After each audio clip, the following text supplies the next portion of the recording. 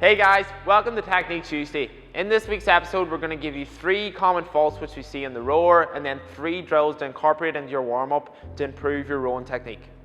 The first common fault which we see is the early arm bend. To be efficient on the rower, we want to think about a sequence of extending through the legs and then pulling with the arms.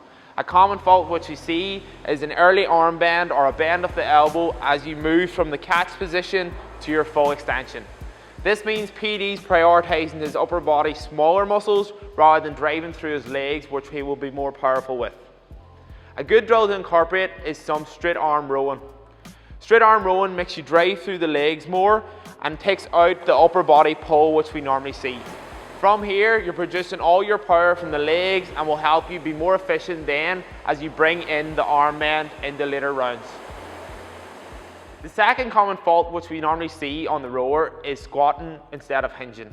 What we mean by this, when PD comes to his full extension and the handles touch his chest, instead of releasing the arms first and then hinging in, which is proper technique, and coming to his catch again, we see the hips come in, the knees rise up and the chest stays leaning back. This is a very compromised position because PD's loading through his quads, he's not very powerful on his drive, and also he's sending his handle path up over his knees, which is very inefficient.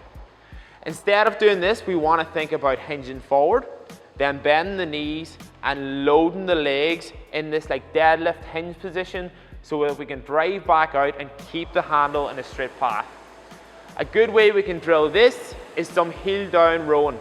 What we mean by this, as you're moving through your row, you want to think about keeping your heels planted into the pad. This means that the knees must hinge and the body must lean in to then load into our catch position. If the heels were to lift, the hips can come in and then we can go to this compromised position once again. So when you're doing this drill, think hinge instead of squat so that you're loading the big posterior chain muscles rather than sitting into a squatting style position which will load the quads. The third common fault which we normally see is our stroke rate. Our stroke rate is simply just how many times we pull through a full motion within the minute. The common fault which we see is individuals rowing too much, so increasing their stroke rate a lot, never finishing through full range and never getting the adequate power which they require.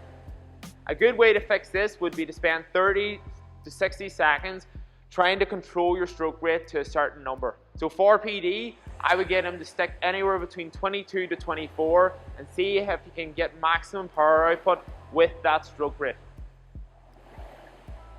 So guys, the next time you're rowing, throw these 3 drills into your warm-up and we promise a better rowing technique.